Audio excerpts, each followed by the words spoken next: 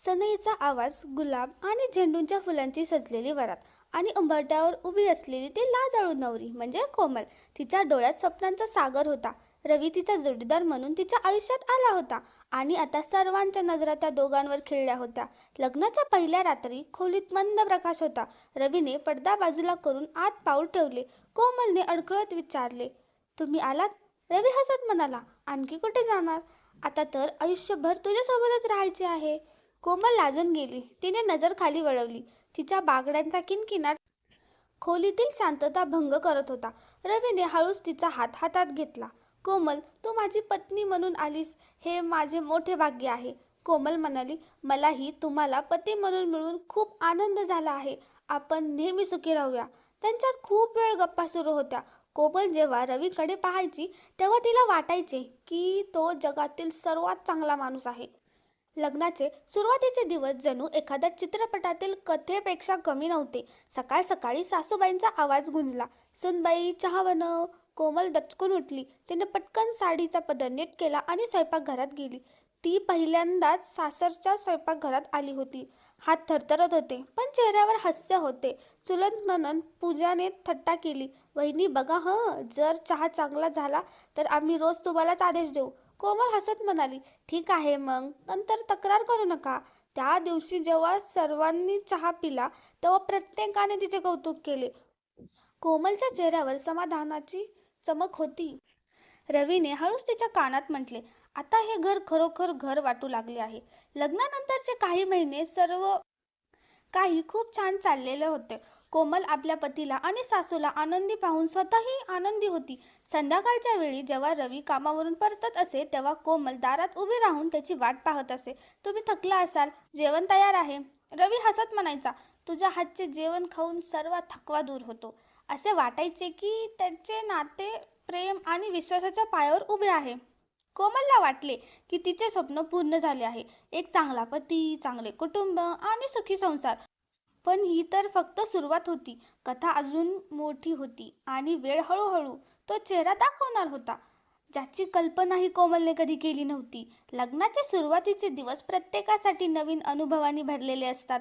कोमल सुद्धा हे अनुभव मनापासून जगत होती. तिच्या आयुष्यात जणू रंगच रंग भरले होते. सकाळी जेव्हा ती झोपेतून उठायची, खिडकीतून येणारे ऊन तिचे हास्य अधिकच खुलायचे.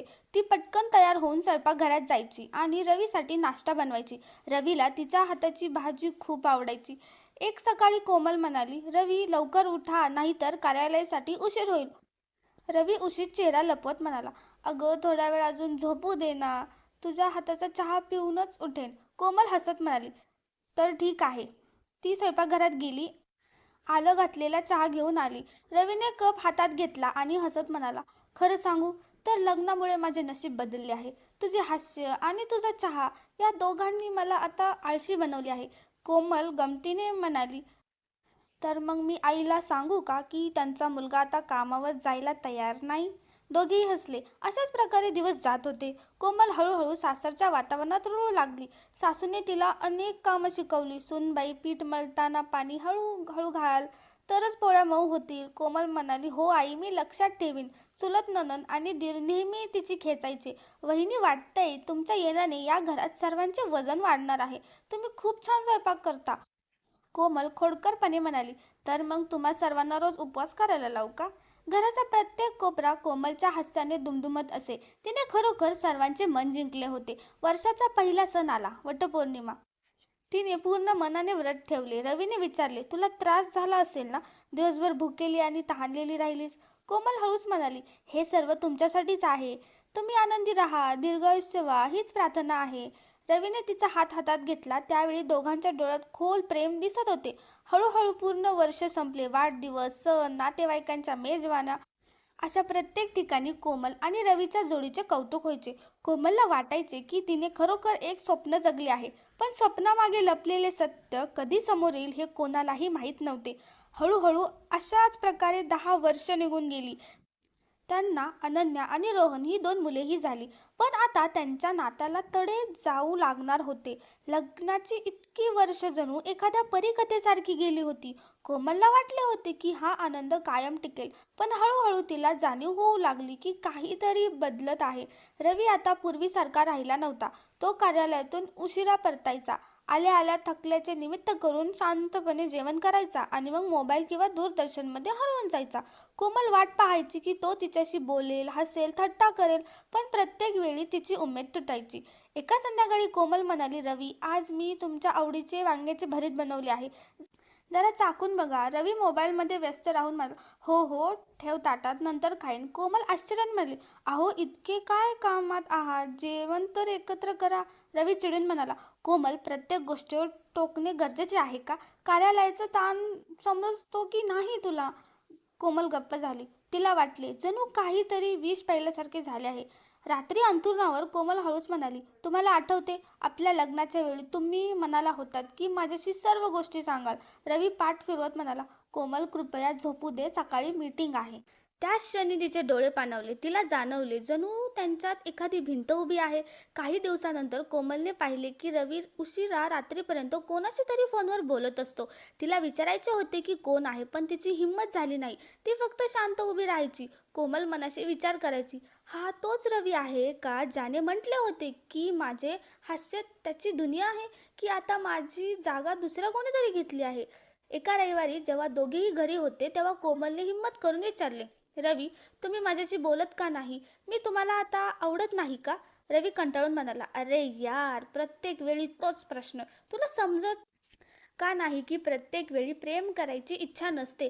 आयुष्य फक्त हसण्या खिदळणारे चालत नाही. कोमल थक्क होऊन आणि थरथरत म्हणाली, मी प्रेमाबद्दल बोलत नाहीये, फक्त एवढंच वाटते की तुम्ही मला आपले समजून बोलावे.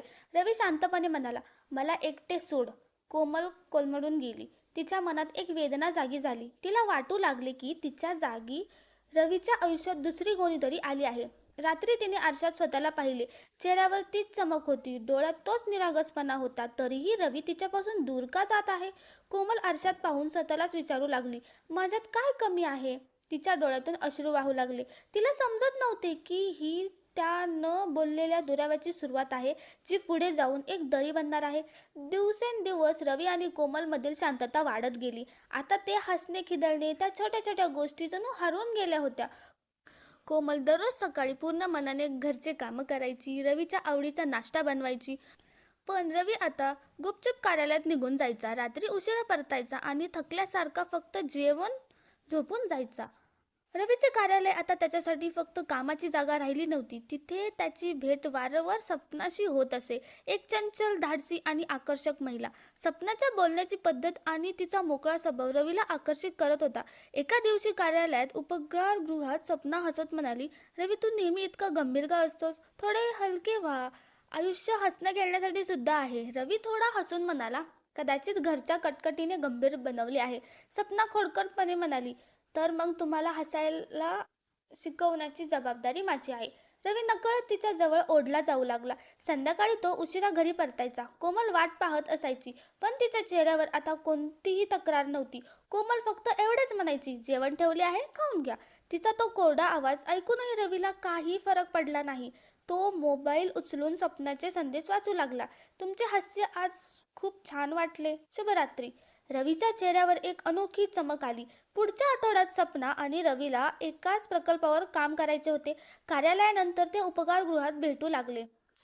सपना कॉफीचा घोट घेत म्हणाली, रवी, तुझ्यामध्ये काहीतरी गोष्ट आहे, नाही तर मी इतक्या लवकर कोणाकडे आकर्षित झाली नसती. रवी थोडा अडखळत म्हणाला, कदाचित तुला माझी गंभीरता आवडते.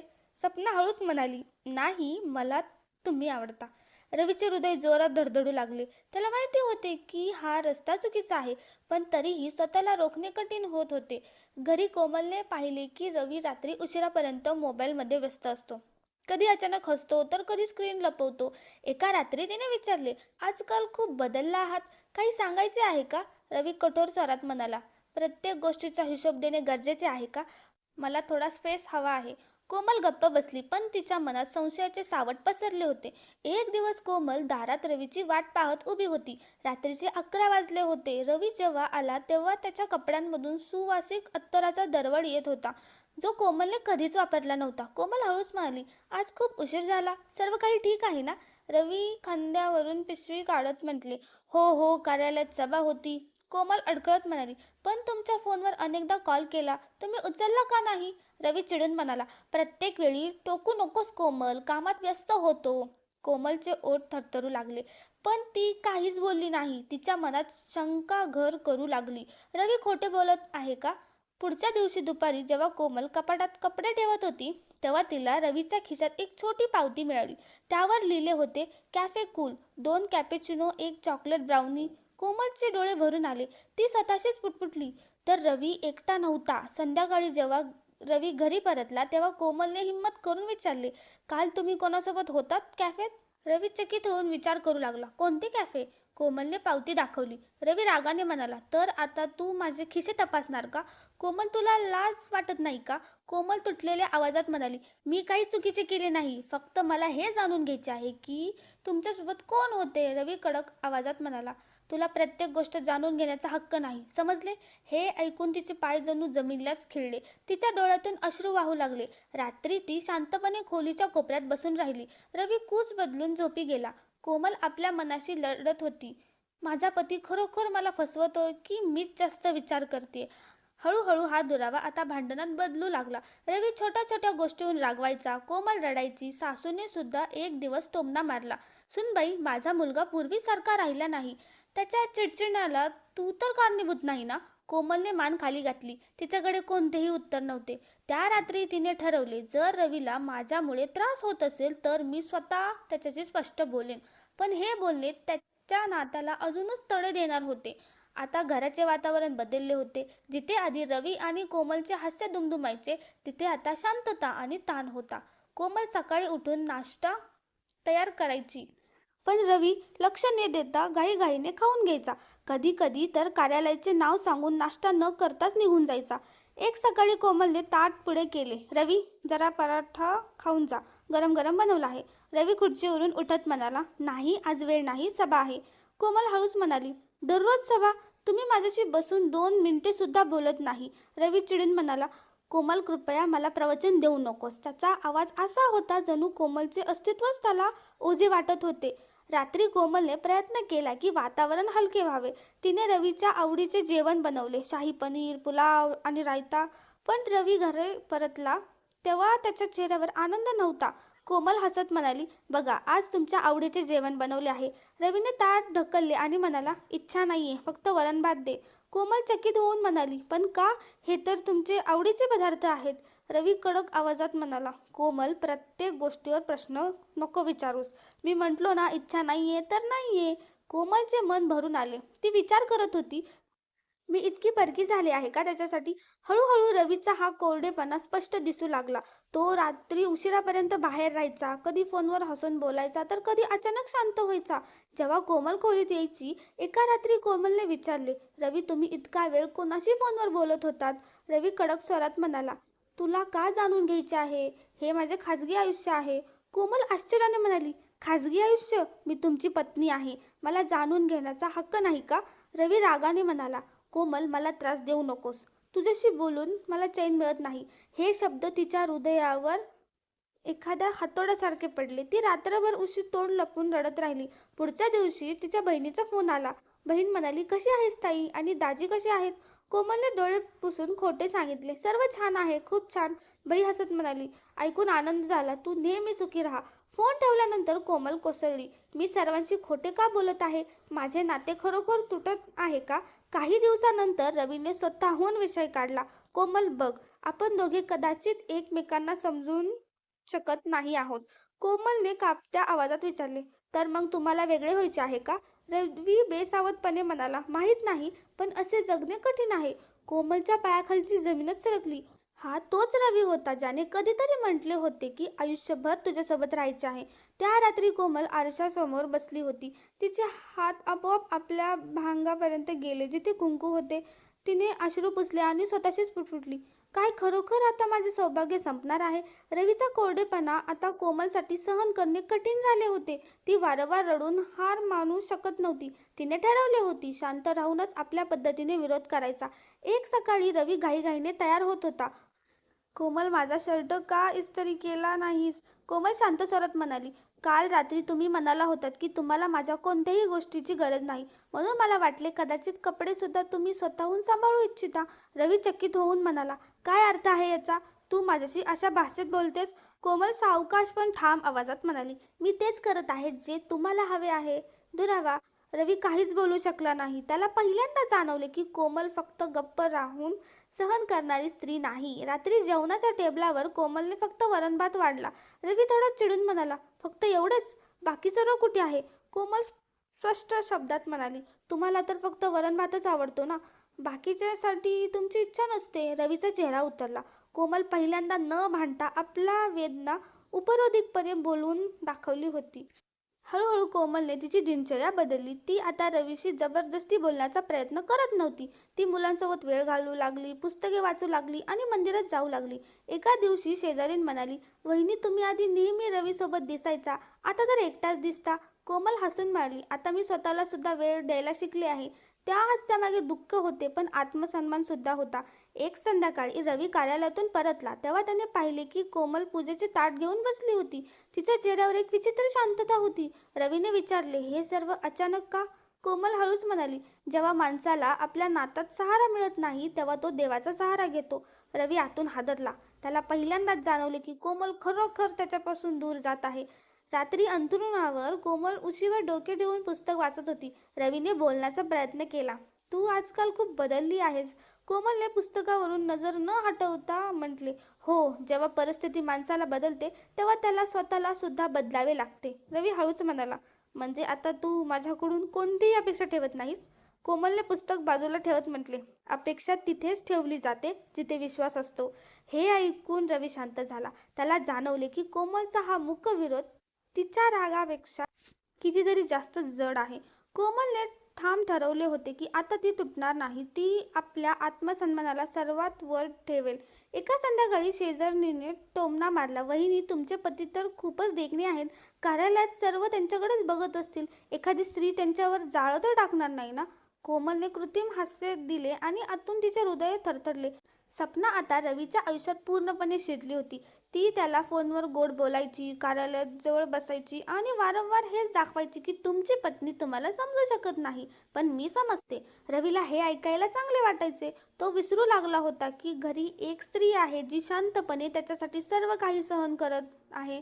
रात्री कोमल एकटी छतावर बसली होती. तिचे डोळे भरून आले. तिने विचार केला, खरोखर रवी दुसऱ्या कोणाकडे आकर्षित होत आहे की हा माझा भ्रम आहे? पण आतून तिला माहिती होते की तिच्या घरात परकी सावली आली आहे.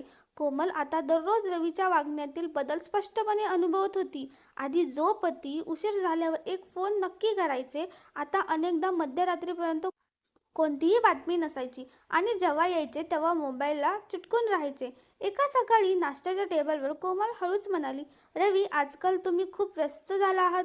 सर्व ठीक आहे ना? रवीने वर्तमानपत्र उलटत म्हणाले, कार्यालयाचा प्रकल्प आहे, वेळ मिळत नाही. कोमलने लक्षपूर्वक पाहत विचारले, आणि हे हास्य जे वारंवार मोबाईल पाहताच चेहऱ्यावर येते, हे सुद्धा प्रकल्पाचा भाग आहे का? रवी अचानक कठोर होऊन म्हणाला, तुला प्रत्येक गोष्टीत संशयच घ्यायचा असतो. याचमुळे घराचे वातावरण बिघडते. कोमल गप्प बसली, पण मनात आग लागली होती. त्या दिवशी तिने ठरवले की ती सत्य शोधून काढणार. रवीचा मोबाईल तपासणे सोपे नव्हते, पण जेव्हा तो स्नानगृहात गेला तेव्हा कोमलने फोन उचलला.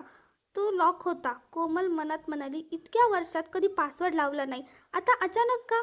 संध्याकाळी शेजारी राहणारी रीना तिच्याकडे बसली होती. रीना म्हणाली, वहिनी, वाईट वाटून घेऊ नका, पण काल मी तुमच्या पतीला शहराच्या मोठ्या मॉलमध्ये पाहिले होते. एका स्त्रीसोबत? कोमल चकित होऊन विचारू लागली, एका स्त्रीसोबत? रीना म्हणाली, हो, दोघेही कॉफी पित होते. खूप जवळ वाटत होते. कदाचित कोणी ग्राहक असेल, पण मला विचित्र वाटले. कोमलच्या हृदयाचे ठोके वाढले. आता तिचा संशय अजून गडद झाला. रात्री जेव्हा रवी घरी आला तेव्हा कोमलने हिम्मत करून विचारलेच, आज तुम्ही मॉलमध्ये गेला होतात? रवी थोडा डचकला. मग स्वतःला सावरत म्हणाला, हो, कार्यालयाचे काम होते. कोमलने थेट विचारले, एकटे गेला होतात की कोणासोबत? रवी रागाने म्हणाला, आता प्रत्येक गोष्टीचा हिशोब द्यावा लागेल का? तुला विश्वासच नाहीये माझ्यावर, असे म्हणून तो खोलीतून निघून गेला. त्या रात्री कोमल उशिरापर्यंत जागी राहिली. ती विचार करत होती, हा तोच रवी आहे का ज्याने माझ्याशी आयुष्यभर सोबत राहण्याचे वचन दिले होते? हा तोच माणूस आहे का जो आता दुसऱ्या कोणाकडे तरी ओढला गेला आहे? पुढच्या सकाळी जेव्हा रवी आंघोळीला गेला, त्याचा फोन टेबलवरच राहिला.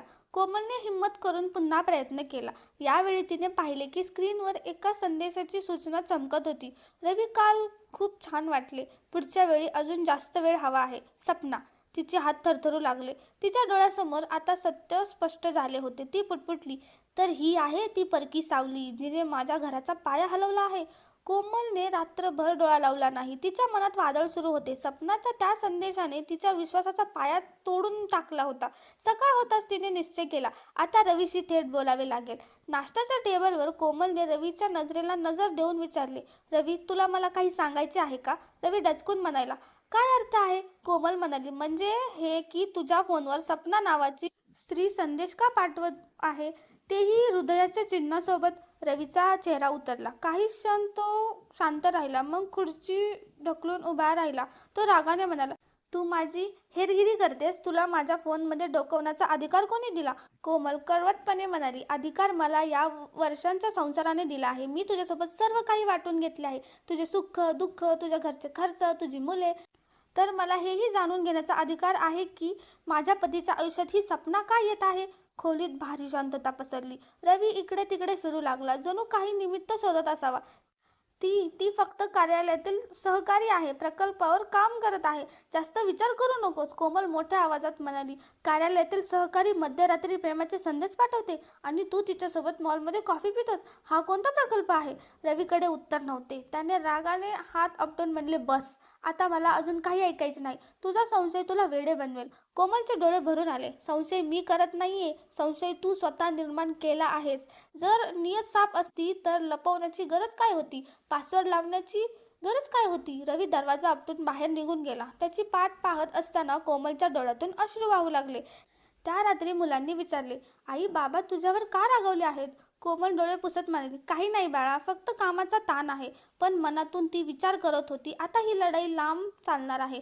जर रवी सत्य मान्य करत नसेल तर मला अजून कडक पाऊल उचलावे लागेल. रवी आणि कोमल मधील कटुता आता उघडपणे समोर येऊ लागली होती. प्रत्येक गोष्टीवरून होणारी भांडणे, वाद आणि शांतता यामुळे घराचे वातावरण जड झाले होते. पण कोमलला अजून खऱ्या वादळाचा सामना करायचा होता.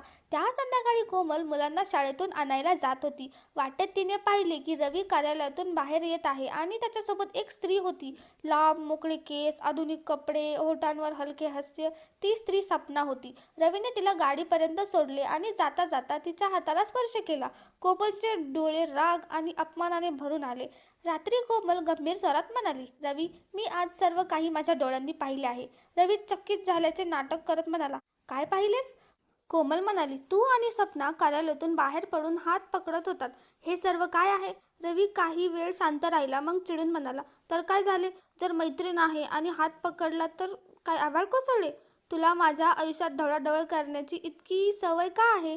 कोमल मोठ्या आवाजात म्हणाली, ढवळाढवळ? मी तुझी पत्नी आहे. हा माझा हक्क आहे. तुझ्याकडे दुसऱ्या स्त्रीसाठी वेळ आहे, पण आपल्या घरासाठी नाही, मुलांसाठी नाही. अचानक मोबाईलवर कॉल आला. रवीने तो लपवण्याचा प्रयत्न केला, पण कोमलने पाहिले, सपना कॉलिंग. कोमलचा संशय सुटला. तिने फोन हिसकावून स्पीकरवर टाकला. सपना कोमल आवाजात म्हणाली, रवी, आज खूप छान वाटले. पुन्हा कधी भेटूया? कोमलच्या कानावर हे शब्द चाकूसारखे टोचले. तिने शांत स्वरात म्हटले, हॅलो, मी कोमल बोलते, रवीची पत्नी, आणि इथून पुढे माझ्या पतीला फोन करण्याची गरज नाही, समजले? सपना काही क्षण शांत राहिली. मग थोडी हसून म्हणाली, ओ, तर तुम्ही कोमल आहात का? रवी तर म्हणतात की तुम्ही त्यांना खूप त्रास देता. खैर, काळजी करू नका, ते आता एकटे नाहीत. माझ्यासोबत त्यांना खूप शांतता मिळते. हे ऐकून कोमलचे रक्त उसळले. तिने फोन फेकून दिला. कोमल डोळ्यात पाणी आणून म्हणाली, रवी, हे सर्व ऐकून सुद्धा तू गप्प राहणार आहेस की आता तरी सत्य मान्य करणार आहेस? रवी रागाने म्हणाला, बस कोमल, मी तुला कोणतेही स्पष्टीकरण देणार नाही. तुला जसे जगायचे आहे तसे जग. पण मला त्रास देऊ नकोस. हे ऐकून कोमलचे हृदय तुटले. तिने ठरवले आता गप्प बसून चालणार नाही. यावेळी मी स्वतः सपनाशी समोरासमोर बोलेन. कोमलने ठरवले की ती आता कोणत्याही परिस्थितीत सपनाला थेट उत्तर देईल. रात्रभर विचार केल्यानंतर सकाळी तिने स्वतःला खंबीर केले. सकाळी जेव्हा रवी कार्यालयात गेला तेव्हा कोमलने त्याच्या डायरीतून सपनाचा पत्ता लिहून घेतला. मुलांना शाळेत सोडताना तिच्या मनात उलथापालथ सुरू होती. काय मी खरोखर योग्य करत आहे? मी थेट जाऊन सपनाचा सामना करावा का? पण पुढच्याच क्षणी तिने स्वतःला सावरले. जर मी आत्ताही गप्प राहिले तर ही स्त्री माझे घर तोडून टाकेल. दुपारी कोमल थेट सपनाच्या घरी पोहोचली. दरवाजा सपनानेच उघडला. ती नेहमीप्रमाणे नटलेली होती. सपनाने डचकल्यासारखे नाटक करत म्हणले, ओ तुम्ही कोमल ना? कोमल मोठ्या स्वरात म्हणाली, हो मी कोमल, रवीची पत्नी.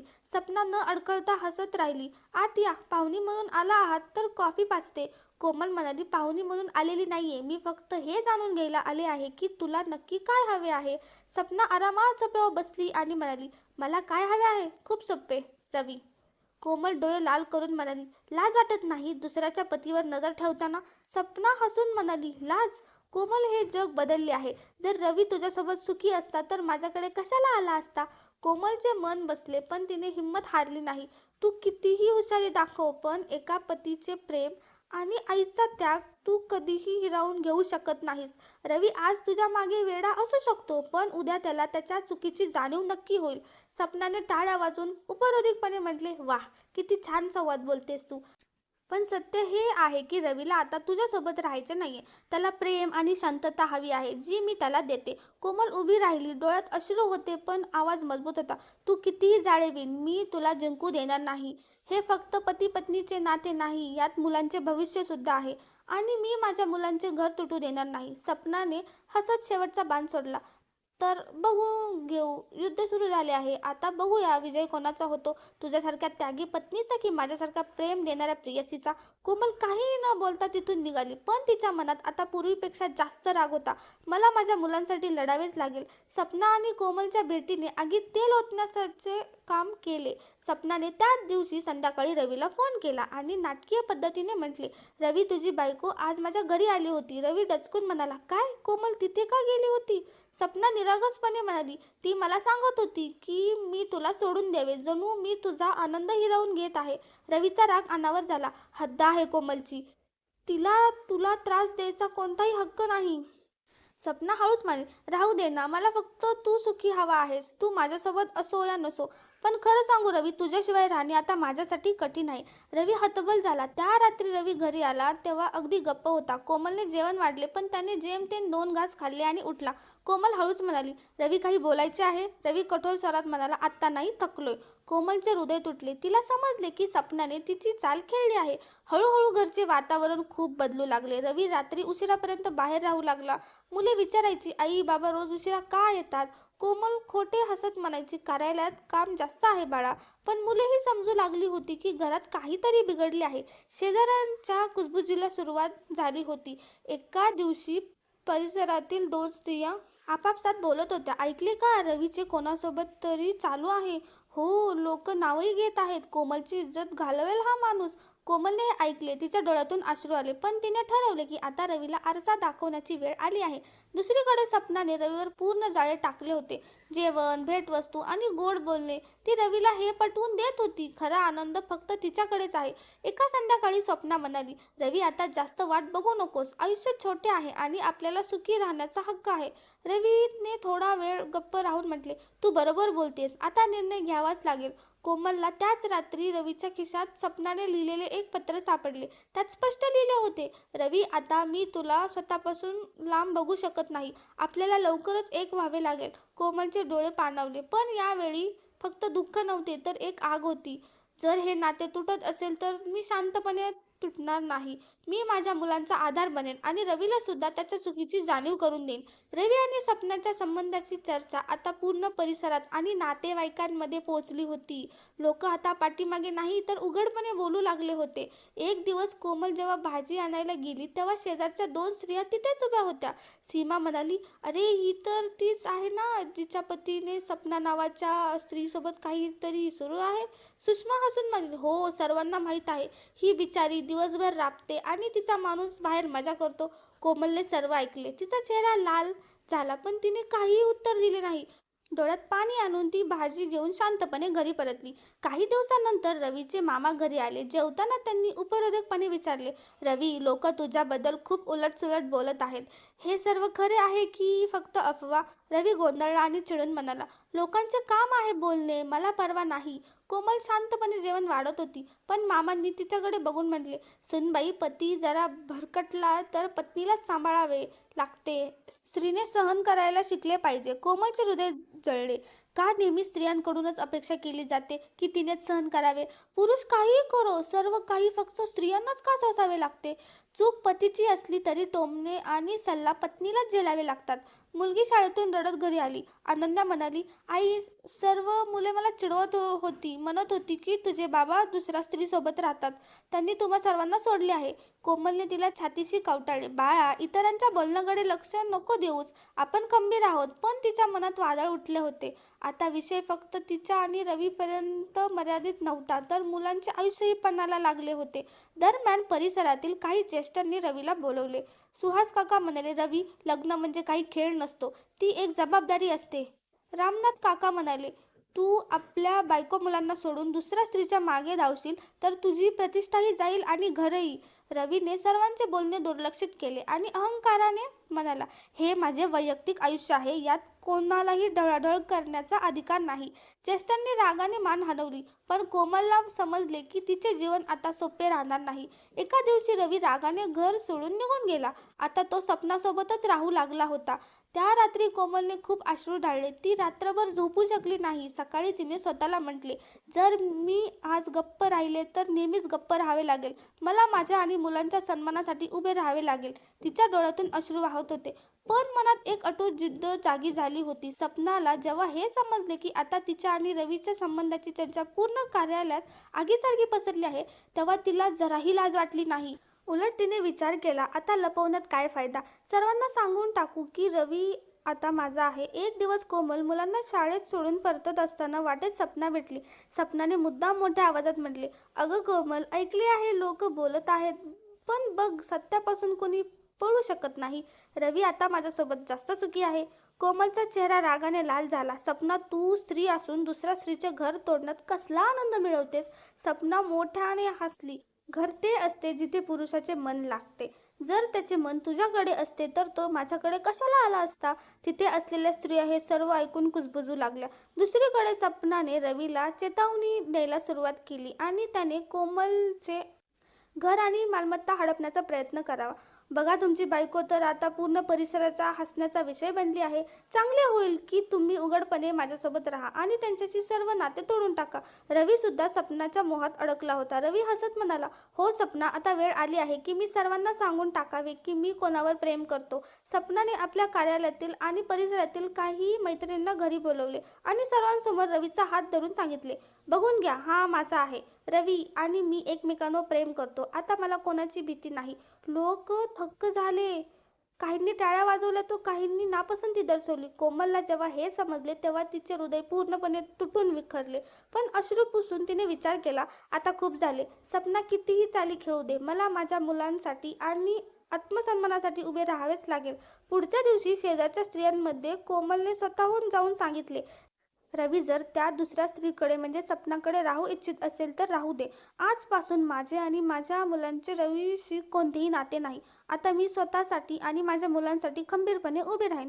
तिच्या डोळ्यात आता अश्रू नव्हते तर आग होती. परिसरातील अनेक स्त्रिया चकित झाल्या. काहींनी तिचे कौतुक केले. सपनाने जरी कोमलला तोडण्याचा प्रयत्न केला होता तरी तिने नकळत कोमलमधील ताकद जागी केली होती. सपना आणि रवीच्या उघड नात्याची बातमी आता नातेवाईकांपर्यंत पोहोचली होती. याचा सर्वात जास्त परिणाम मुलांवर झाला. रात्री मुलगा रोहन आईकडे आला आणि हळूच म्हणाला, "आई, लोक म्हणत आहेत की बाबा आता आपल्याला सोडून त्या काकूसोबत राहत आहेत.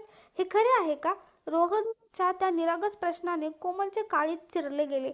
तिने मुलाला जवळ घेत म्हटले, "बाळा, मी आहे ना तुझ्यासोबत. तुझे बाबा असोत या नसोत, मी तुम्हा दोघांची साथ कधीच सोडणार नाही." पण तिचे अश्रू रोहनच्या डोक्यावर पडले. मुलगी अनन्या काहीच बोलत नव्हती. ती खूप शांत राहू लागली होती. ती फक्त कोपऱ्यात बसून पुस्तकामध्ये हरवलेली असायची. अचानक तिने आपली पुस्तके फेकून दिली आणि रागाने म्हणाली, "आई, बाबा वाईट आहेत. ते आपल्याला सोडून गेले. आता मी बाबांशी कधीच बोलणार नाही." कोमलला खूप दुःख झाले. आज त्यांच्या वडिलांमुळे तिच्या मुलांचे बालपण कठीण झाले होते. पुढच्या दिवशी शाळेत काही खोडकर मुलांनी रोहनला म्हटले, रोहन, माझी आई तर म्हणत होती की तुझे बाबा तर दुसऱ्या काकूसोबत फिरतात. त्यांनी तुम्हा सर्वांना सोडले आहे. आता तुझी आई सुद्धा एकटी होईल. रोहन रागाने एका मुलाशी भांडला. शिक्षकांनी जेव्हा कोमलला बोलवले तेव्हा ती लाज आणि दुःखाने भरून गेली. शिक्षक माणुसकीने म्हणाले, कोमल, तुमच्या दोघांच्या वादामुळे मुलांच्या संगोपनावर परिणाम होत आहे. काहीतरी करा. कोमल शांतपणे उभी होती. रात्री दोन्ही मुले आईला बिलगून झोपली. अनन्या रडत म्हणाली, आई, आम्हाला बाबा नकोत. आम्हाला फक्त तुझ्यासोबत राहायचे आहे. कोमलने दोघांना मिठीत घेतले. तिने मनाशी ठाम निश्चय केला, आता मला कितीही संकट सोसावी लागली तरी मी माझ्या मुलांना या दुःखातून बाहेर काढेन. रवी आणि सपनाची जवळीक आता सर्वांच्या तोंडी होती. कोमल जिथे कुठे जायची तिथे तिच्या पाठीमागे कुजबूज सुरू व्हायची. एका दिवशी दोन स्त्रिया गल्लीत बोलत होत्या की कोमल तिथून जाताच त्या मोठ्याने हसल्या. पहिली स्त्री म्हणाली, बघा, हिला बिचारीचा नवरा तिच्या समोर दुसऱ्या स्त्रीसोबत मजा करतोय. दुसरी स्त्री म्हणाली, हो, अशा स्त्रियाच नवऱ्याला ताब्यात ठेवू शकत नाहीत. कोमलने सर्व ऐकले पण गुपचूप मान खाली घालून घरात निघून गेली. सणासुदीला भाऊ नीरजचा फोन आला. नीरज टोमणा मारत म्हणाला, ताई, ऐकले आहे की दाजी तर खूप पुढे गेले आहेत. त्यांना तुझ्याशी जमले नाही कदाचित. कोमलचे हृदय तुटले. ती हळूच म्हणाली, दादा, पुरुषांच्या चुकीचे ओझे नेहमी स्त्रीच्या डोक्यावर का टाकले जाते? नीरज गप्प झाला. पण त्याची पत्नी रंजना मागून हसत म्हणाली, समाज तर हेच म्हणणार ना ताई. पत्नीने जर पतीला ताब्यात ठेवले असते तर. ती असे बोलून थांबली. कोमलने फोन ठेवला आणि खिडकी बाहेर पाहू लागली. तिला जाणवले की जोपर्यंत ती स्वतःला या समाजाच्या आणि नात्याच्या बेड्यांमधून मुक्त करत नाही तोपर्यंत लोक तिला असेच टोमणे मारत राहतील. काही दिवसानंतर कोमलने रडणे थांबवले. तिने विचार केला की ज्या पतीला माझी आणि मुलांची पर्वा नाही त्याच्यासाठी आयुष्य का संपवायचे. तिने तिची जुनी कागदपत्रे आणि पदवी शोधून काढली. लग्नाआधी ती एक हुशार विद्यार्थिनी होती. तिने नोकरी शोधण्याचा निर्णय घेतला. जेव्हा सासूने हे पाहिले तेव्हा त्यांनी पुन्हा विरोध केला.